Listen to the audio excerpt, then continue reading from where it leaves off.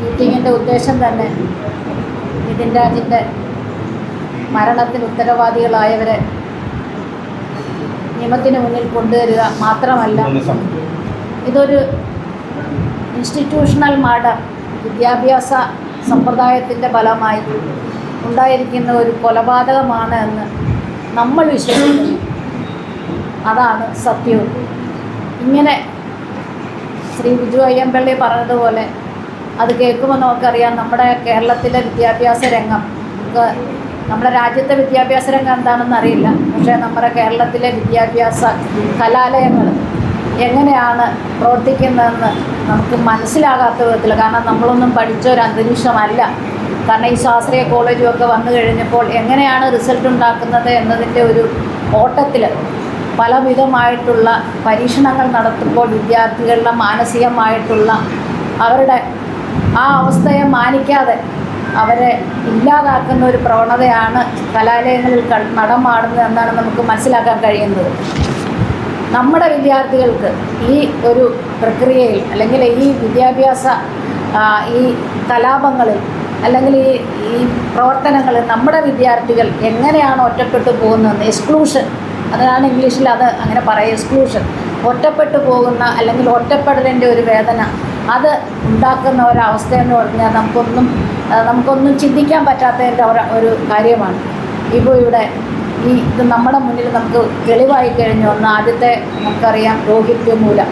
എൻ്റെ ജന്മം തന്നെയാണ് എൻ്റെ മരണത്തിന് കാരണം എന്ന് പ്രവചിച്ചു വെച്ചിട്ട് അല്ലെങ്കിൽ എഴുതി വെച്ചിട്ട് പോയ രോഹിത് വെമുല.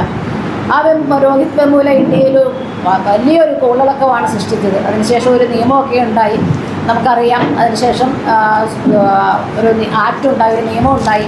എന്നാൽ ആ നിയമം അതിൻ്റെ അത് പറഞ്ഞ അമെൻമെൻറ്റ്സോ അതും ഇതൊക്കെ വന്ന് ഇപ്പോൾ എന്തായാലും അത് സുപ്രീം കോടതി സ്റ്റേ ചെയ്ത് വെച്ചിരിക്കുന്ന ഒരു അവസ്ഥയുണ്ട്. അപ്പോൾ നമുക്ക് ആവശ്യം രോഹിത് വെമുല ഒരു ആക്ട് ഉണ്ടാവാൻ തക്കം, അല്ലെങ്കിൽ അങ്ങനെ ഒരു നിയമം ഉണ്ടാകാൻ തക്കവണ്ണമുള്ള ഒരു മരണമാണ്, നമ്മളിൽ നിന്നുള്ള ഒരു ലോസ്, ഒരു നഷ്ടമാണ് ആ ഒരു ആക്ട് ഉണ്ടാക്കാൻ തന്നെ കാരണമായത്. അപ്പോൾ അതുകൊണ്ട് നമ്മൾ തീരും എന്ന് വിചാരിച്ചിട്ടുണ്ടെങ്കിൽ വീണ്ടും നമ്മുടെ കുട്ടികൾ മാനസികമായിട്ട് പീഡിപ്പിക്കപ്പെടുകയും അവരുടെ ജീവിതം തന്നെ ഇല്ലാതാക്കാനുള്ള ഒരു സാഹചര്യം നമ്മുടെ നാട്ടിൽ ഉണ്ടായിക്കഴിഞ്ഞു. അത് വളരെ ഭീതികരമായിട്ടുള്ള, ഭയാനകമായിട്ടുള്ള ഒരു കാര്യം തന്നെയാണ്. നമ്മൾ വളരെ സീരിയസ് ആയിട്ട് എടുക്കേണ്ട ഒരു കാര്യമാണ്. എന്തായാലും നമുക്കറിയാം, നമ്മളുടെ എല്ലാ മനസ്സിനെ വേദനിപ്പിച്ചുകൊണ്ടാണ് നിതിൻ രാജ് പോയിരിക്കുന്നത്. അവൻ്റെ മരണം അതൊരു ആത്മഹത്യയാണെന്ന് പറയുന്നുണ്ടെങ്കിലും സ്വാഗത പ്രാസംഗികൻ പറഞ്ഞ പോലെ എല്ലാ കാര്യങ്ങളും വെച്ച് നോക്കുമ്പോൾ, പോസ്റ്റ്മോർട്ടം റിപ്പോർട്ട് നോക്കുമ്പോൾ നമുക്കറിയാം. അതുപോലെ ആ കുട്ടിയെ റൂമിൽ വിളിച്ചു വരുത്തിയിട്ട് അതിനെ മാനസികമായി വളരെ പീഡനം അവന് കൊടുത്തതിന് ശേഷം മറ്റുള്ള അധ്യാപകർ എങ്ങനെയാണ് അവർ പെരുമാറിയത് എന്നുള്ള കാര്യവും എല്ലാം നമുക്കറിയാം. അപ്പോൾ അത് ഒരു കൊലപാതകമാണോ അതോ ഒരു ആത്മഹത്യയാണോ എന്ന് നമ്മൾ തീരുമാനിക്കുമ്പോൾ നമ്മൾ തീർച്ചയായിട്ടും നമ്മളെത്തേണ്ടത് അവൻ്റെ മരണം എങ്ങനെയായാലും അവൻ്റെ മരണം അവൻ സ്വയമേ വിചാരിച്ചതല്ല. കാരണം അവൻ വീട്ടുകാരുമായിട്ട് വളരെ അടുപ്പമാണ് പുലർത്തിയിരുന്നത്. അതുപോലെ തന്നെ അവൻ വീട്ടിലേക്ക് പോകാൻ ടിക്കറ്റ് എടുത്ത് വെച്ചവനാണ്. പിന്നെ ഈ ലോൺ ആപ്പുകാർ അവനെ ഭീഷണിപ്പെടുത്തുമ്പോഴൊക്കെ അവൻ പോലീസിൽ കംപ്ലയിൻറ്റ് കൊടുക്കുമെന്നാണ് അവൻ പറഞ്ഞിരുന്നത്. അപ്പം വളരെ തൻ്റെ ഉള്ളൊരു വിദ്യാർത്ഥിയായിരുന്നു. അവൻ എങ്ങനെ മരണപ്പെട്ടു എന്നുള്ളത് വളരെ എന്താ പറയുക, നമ്മളുടെ പഴയ ആശങ്കയോടെ കാണുന്ന ഒരു സംഭവം തന്നെയാണ്.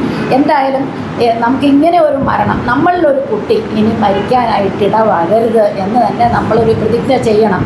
ഇവിടെ ഇരിക്കുന്നവരെല്ലാം സംഘടനാപരമായിട്ടും അതുപോലെ തന്നെ നമ്മളുടെ വിഭാഗങ്ങളുടെ ജീവിതം നമ്മൾ നോക്കിക്കാണെ, വളരെ കാര്യമായിട്ട് നോക്കിക്കാതെ നമ്മുടെ പ്രവർത്തന മണ്ഡലങ്ങൾ എല്ലാം നമ്മുടെ ജനങ്ങളുടെ നന്മയ്ക്ക് വേണ്ടിയിട്ട് ഉപയോഗിക്കുന്നവരാണ് അവർ. നമ്മൾ ഓരോ നിമിഷവും നമ്മളത് ചെയ്യുന്നവരാണ്.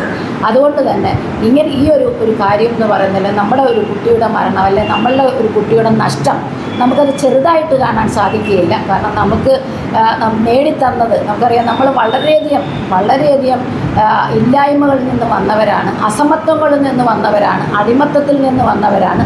പക്ഷേ നമുക്കൊരു സ്വാതന്ത്ര്യം നമുക്ക് കിട്ടിയപ്പോൾ നമുക്കറിയാം, നമ്മുടെ ഇന്ത്യൻ കോൺസ്റ്റിറ്റ്യൂഷൻ എന്ന് പറയുന്നത് തന്നെ നമുക്ക് സ്വാതന്ത്ര്യവും സമത്വവും സാഹോദര്യവും വിഭാവനം ചെയ്തൊരു കാര്യമാണ്.